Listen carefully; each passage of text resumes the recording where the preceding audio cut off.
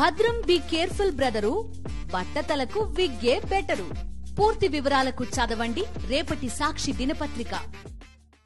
రాష్ట్రంలో Chandrababu diversion politics అమలు చేస్తున్నారంటున్నారు మాజీ ఎంపీ మార్గాన్ భరత్. ప్రధాన అంశాలను కప్పిపుచ్చడానికి ఏదో అంశాన్ని తెరపైకి తీసుకురావడం, దానిపై ప్రచారం చేయటం మినహా రాష్ట్రంలో కనీసం ఇచ్చిన హామీలు కూడా చంద్రబాబు అమలు చేసే పరిస్థితి లేదంటున్నారు. దాని గురించి ఏమంటున్నారు చూద్దాం. సార్ చెప్పండి, అన్ని డైవర్టెడ్ పాలిటిక్సే ఎక్కడ చూసినా సార్. ఇచ్చిన హామీలు అయితే ఒకటి కూడా అమలు చేసే పరిస్థితి లేదు. ఏ రకంగా చూడొచ్చు? ఇప్పుడు ప్రధానంగా మేము అదే చెప్తున్నాము.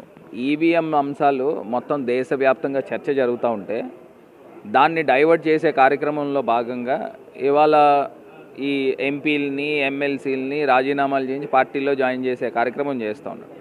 నేను ఒకటి అడుగుతా ఉన్నా, రాజీనామాలు చేసి మా పార్టీలో జాయిన్ అవ్వాలి అని చంద్రబాబు నాయుడు గారు షరతు పెట్టారు కదా, ఏలూరు మేయర్ని రాజీనామా చేయించి జాయిన్ చేసుకున్నారండి.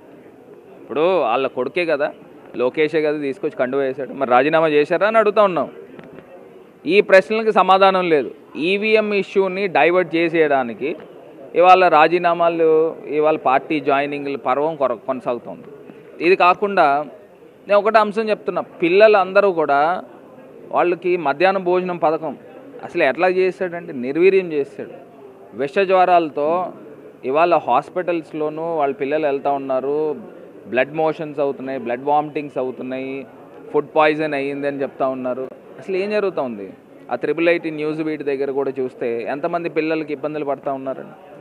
దానిపైన దృష్టి పెట్టకుండా సాక్షాత్తు చంద్రబాబు నాయుడు గారు కొడుకే మంత్రి కింద ఉన్నాడు విద్యాశాఖకి. మరి ఈ రకమైన కార్యక్రమాలు జరుగుతూ ఉన్నాయి.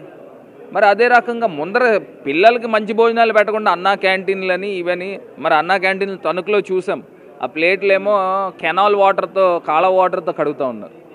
మరి ఈ రకమైన నిర్వీర్యం చేసే కార్యక్రమం చేస్తూ ఉన్నాడు. ఇది కాకుండా గుడ్లవల్లేరులో అసలు ఆ ఇన్సిడెంట్ తలుచుకుంటుంటేనే భయం వేస్తూ ఉంది. పిల్లలు ఆరోపణలు చేస్తూ ఉన్నారు. స్పై కెమెరాలు బాత్రూముల్లో పెట్టారు, వాష్రూమ్స్లో పెట్టారు, 300 మంది పైగా వీడియోలు ఉన్నాయని వాళ్ళు ఆరోపణలు చేస్తూ ఉన్నారు. దీనిపైన దృష్టి పెట్టకుండా దీన్ని డైవర్షన్ చేయడానికి ఒక నటిని ఎవరినో బొంబాయి నుంచి తీసుకుని వచ్చి స్పెషల్ ఫ్లైట్లో తీసుకుని వచ్చి డైవర్ట్ చేసే కార్యక్రమం చేస్తున్నాడు. చంద్రబాబు నాయుడు గారు గుడ్లవల్లేరు ఇష్యూ గురించి మాట్లాడలా, నాకు తెలిసి ఆ కదంబరి అనే అమ్మాయి గురించి మాట్లాడుతున్నాడు. అంటే మీడియాని కూడా డైవర్ట్ చేసే కార్యక్రమం చేస్తూ ఉన్నాడు.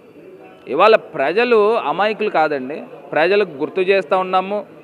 ప్రజలు కూడా గొంతెత్తి ప్రశ్నించాలా. ఇప్పుడు ఆ 300 మంది పిల్లలు మాట్లాడుతూ ఉన్నారు, వాళ్ళంతా డిమాండ్ చేస్తూ ఉన్నారు, గొడవ చేస్తూ ఉన్నారు.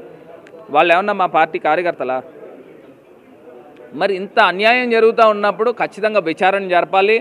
దీన్ని సమగ్రమైన రిపోర్ట్ తీసుకుని నిజంగానే కనుక వీడియోస్ ఉంటే దాన్ని ఇమీడియట్గా స్క్రాప్ చేసి పోలీస్ శాఖ మేము డిమాండ్ చేస్తూ ఉన్నాము, దీన్ని సీరియస్గా తీసుకోండి.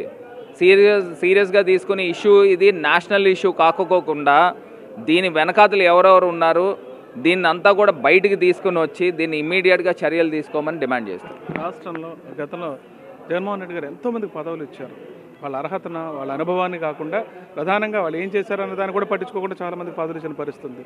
వాళ్ళంతా ఇప్పుడు ఒక్కసారిగా ప్రతిపక్ష పార్టీ ఏదైతే అధికారంలో ఉన్న పార్టీ పిలుస్తుందో దానికి వెళ్ళేందుకు మొగ్గు చూపుతున్నారు. ఎలా చూడొచ్చు అసలు పార్టీ విడిచిపెట్టి వెళ్ళాలి?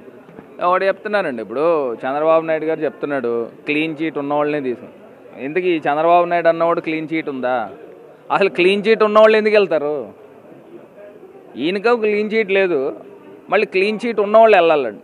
వాళ్ళు ఎందుకు వెళ్తారు? క్లీన్ చీట్ ఉంటే పార్టీలోనే ఉంటారు కదా.